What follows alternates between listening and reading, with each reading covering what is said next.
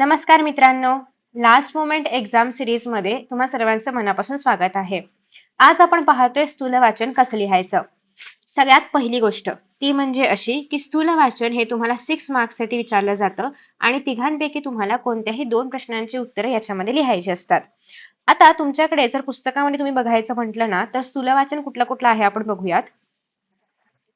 तर बघा, या ठिकाणी स्थूल वाचनासाठी काय काय आहे. एक तर पहिली गोष्ट म्हणजे बालसाहित्यिका गिरिजा कीर हा एक चॅप्टर आपल्याकडे आहे. त्यानंतर मनक्या पेरण्या लागा ही एक कविता प्रकार आहे. त्यानंतर आहे विरांगना आणि त्यानंतर आहे ते म्हणजे व्युत्पत्ती कोश.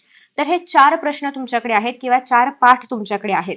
एक्झाम मध्ये यातले कुठलेही 3 विचारले जातात आणि त्यातल्या त्यातही तुम्हाला कुठल्याही दोघांवरतीच प्रश्नांची उत्तरं जी आहेत तर ती लिहायची असतात. 3 पैकी 2 सोडवायचं असतं. मग आता याच्यामध्ये नेमकं करायचं काय. तर आतापर्यंतच्या अनालिसिसनुसार याच्यामध्ये तुम्हाला बालसाहित्यिका गिरिजा कीर यांच्यावरचा प्रश्न तर पाहायला मिळणार आहेच आणि त्यासोबतच विरांगना यांच्यावरचा याच्यामध्ये 2 पाठ आहेत. याच्यावरचा प्रश्न पाहायला मिळतो. मनक्या पेरण्या लागा आणि व्युत्पत्ती कोश यामध्ये मात्र कधी कधी मनक्या पेरण्या लागा येतं तर कधी कधी व्युत्पत्ती कोश येतं. यामध्ये तुम्हाला मात्र थोडंसं ऑल्टरनेट बघायला मिळतील. पण आतापर्यंतच्या अनालिसिसनुसार तुम्हाला बालसाहित्यिका गिरिजा कीर आणि विरांगना यातले प्रश्न 100% बघायला मिळणार आहेत. त्यामुळे तुम्हाला हे दोन्ही तर अजिबात स्किप नाही करायचंय. तुम्ही हे मनक्या पेरेंट लागा किंवा उत्पत्ती कोशामधलं एक काहीतरी स्किप केलं तरी पण चालेल. पण हे दोन्ही मात्र तुम्हाला कंपल्सरी करायचं आहे. सो मला बऱ्याचदा हे विचारलं जातं की नेमकं आम्ही काय करायचं, कारण 40चे 40 पाठ आता लगेच करणं किंवा एक्झामच्या आदल्या दिवशी करणं शक्य नाहीये. मग त्यामुळे ऍटलीस्ट तुम्हाला या 2 पाठांवरती फोकस करायचं आहे. हे थोडंसं एक समरी टाईप वाचा डायजेस्ट मधून वगैरे. सिमिलरली याची पण थोडीफार समरी वाचा किंवा यामधले जे ते वेबवाले प्रश्न आहेत ना, व्युत्पत्ती कोशाचे पुस्तकामधले किंवा स्वाध्यायामधले आकृतीवाले प्रश्न तेवढे फक्त केले तरी पण पुरेसे आहेत. बाकी बालसाहित्यिक गिरिजा कीर आणि विरांगना मात्र तुम्हाला पूर्ण करायचं आहे. आता याची उत्तरं कशी लिहायची ते आपण बघणार आहोत. सॅम्पल उत्तर आपण बघणार आहोत. पहिला प्रश्न असा आहे की माणुसकी पेरणे काळाची गरज या विधानाचा तुम्हाला समजलेला अर्थ लिहा. तर बघा, जेव्हा तुम्ही या प्रकारचे प्रश्न सोडवणार आहात तेव्हा कशी उत्तरं लिहायची आहेत. एकतर पहिली गोष्ट म्हणजे 3 मार्कांसाठी एक उत्तर असणार आहे, 6 मार्कांसाठी 2 उत्तरं आहेत. 3 मार्कांसाठी किती मोठं उत्तर लिहायचं, तर साधारणतः मिनिमम तुम्हाला 6 ते 7 ओळींचं उत्तर लिहायचं आहे मिनिमम. मॅक्सिमम तुम्ही 10-12 ओळींचं लिहिलं तरी पण चालेल. पण मिनिमम 6 ते 7 ओळींचं उत्तर तुम्हाला लिहायचंच आहे. ठीक आहे. आता बघा याचं उत्तर काय येईल. मातीमध्ये बी पेरले की मातीच्या मायेच्या संस्कारांतून वृक्ष जन्माला येतो. माती ऊन, वारा, पाऊस, वादळाची झळ सोसून बीजाची जोपासना करते.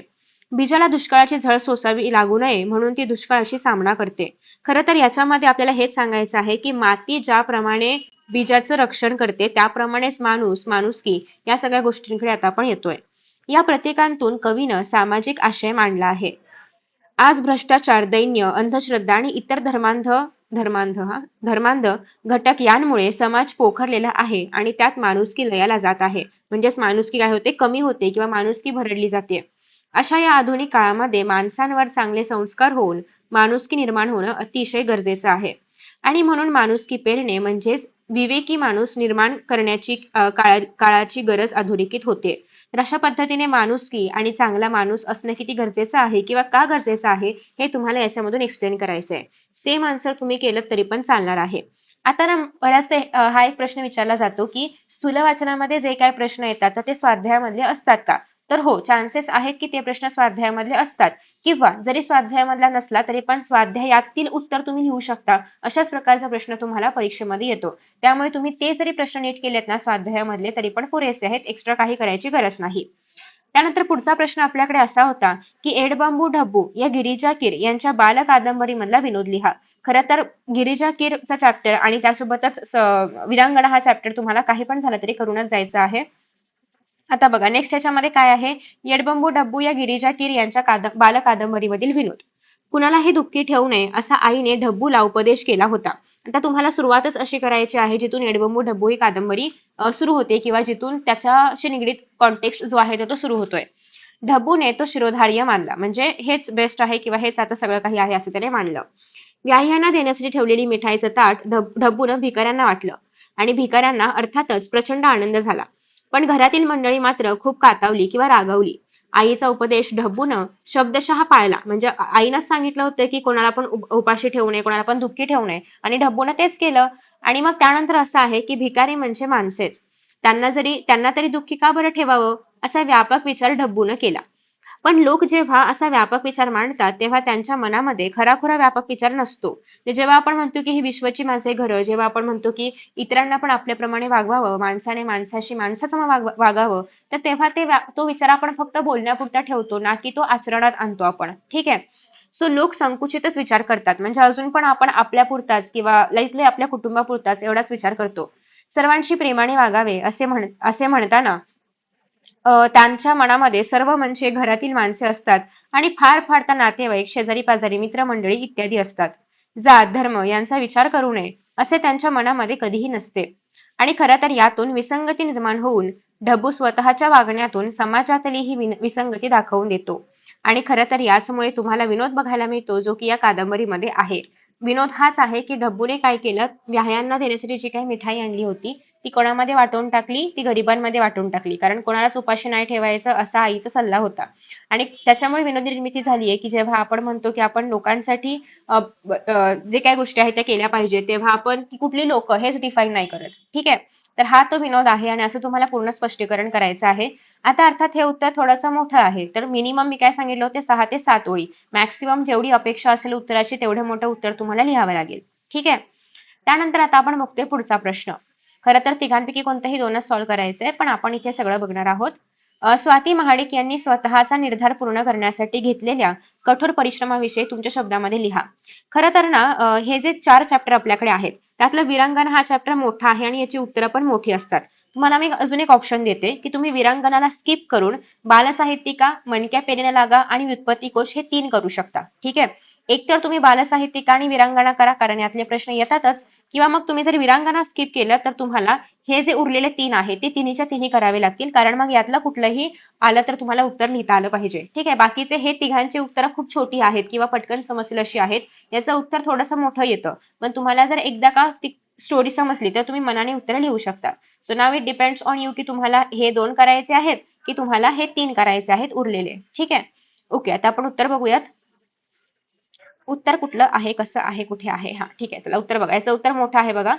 तर पती निधनामुळे स्वाती आधीच दुःखाच्या खाईमध्ये लोटल्या गेल्या होत्या. जीवनाचा साथीदार सोबत असला तर माणसे वाटेल ते दुःख सहन करू शकतात. वाटेल त्या संकटांना सामोरी जाण्याची मानसिक हिंमत माणसांमध्ये असते. म्हणजे या ठिकाणी हेच सांगितलेलं आहे की स्वाती महाडिक यांनी त्याचा निर्धार पूर्ण केला, पण त्यामागची पार्श्वभूमी काय आहे, त्याच्या मागे नेमकं काय घडलं होतं, त्यासाठी ही प्रस्तावना. इथे तर स्वातींचा पती अर्ध्या वाटेवरून या जीवनातून निघून गेला होता. त्यातच 2 मुलांना वाढवण्याची जबाबदारी पण त्यांच्यावरती येऊन पडली होती. म्हणजे त्यांना कुठून मोटिवेशन मिळालं हे सगळं करण्यासाठी. तर ते इथे आपल्याला बघायला मिळतंय. दुसरी एक गोष्ट स्वातींच्या मार्गामध्ये आडवी येणारी होती. ऐन तारुण्यामध्ये माणसामध्ये प्रचंड ऊर्जा असते.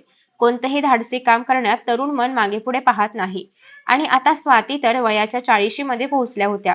आणि मग या ठिकाणी वयाचं पण एक आपल्याला बंधन बघायला मिळतंय, की त्यांचं वय पण तरुण नाहीये. त्या तरुण नाहीयेत, की जेणेकरून त्या कशाही धावपळ करू शकतील. त्यांचं शारीरिक बळ तितकं नाहीये असं आपल्याला बघायला मिळतंय. पण तरी सुद्धा जिद्दीने त्या उभ्या राहतात. आणि त्या मागे-पुढे पाहत नाहीत अजिबात. जिद्दीने उभ्या राहतात. आणि या वयामध्ये धडाकेबाज कृती करण्यास लागणारे शारीरिक, मानसिक बळ कमी असल्याचा संभव असतो. तसेच त्यांनी सैन्यामध्ये जाण्याचा निर्धार घेतला होता.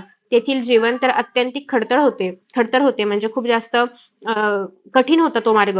तेथे कमालीची शारीरिक क्षमता आवश्यक असते आणि शारीरिक क्षमतेपेक्षा पण मानसिक बळ सगळ्यात जास्त महत्त्वाचं असतं. कारण खरं तर आपण शरीराने स्ट्रॉंग असूच, पण मनाने जर आपण स्ट्रॉंग नसू किंवा मानसिक बळ जर तेवढं नसेल ना, तर मग शरीर काहीच काम नाही करत. त्यामुळे सगळ्यात जास्त महत्त्वाची ताकद आहे ती म्हणजे मनाची. या अडचणी दूर करण्यासाठी अफाट कष्ट घ्यावे लागणार होते. परंतु कोणत्याही परिस्थितीमध्ये सैन्यात जायचेच असा त्यांचा निर्धार पक्का होता. आणि मग त्यासाठी वाटेल ते कष्ट घेण्याची मानसिक तयारी त्यांनी केली होती आणि ते कष्ट त्यांनी घेतले पण आणि म्हणूनच स्वतःचा निर्धार पूर्ण करता आला. तर अशा पद्धतीने हे पूर्ण उत्तर आहे. साधारणतः 6 ते 7 ओळी मिनिमम लिहायच्या आहेत, पण हे थोडंसं मोठं उत्तर आहे. सो मी तेच तुम्हाला सांगण्याचा प्रयत्न करते, की तुम्ही डिपेंडिंग अपॉन की तुम्हाला मोठं उत्तर लिहायचंय की कमी अभ्यास करायचंय, यानुसार तुम्हाला ठरवायचं की कुठले-कुठले पाठ करायचे आहेत. कारण वीरांगना याच्यामध्ये पण 2 स्टोरीज आहेत. ठीक आहे. सो आय होप की तुम्हाला हा व्हिडिओ आवडला असेल, तुम्हाला एक बेसिक आयडिया मिळाली असेल, की नक्की तुम्हाला कसा अभ्यास करायचा आहे. Thank you so much for watching and best of luck for your exams. See you in the next session. Bye.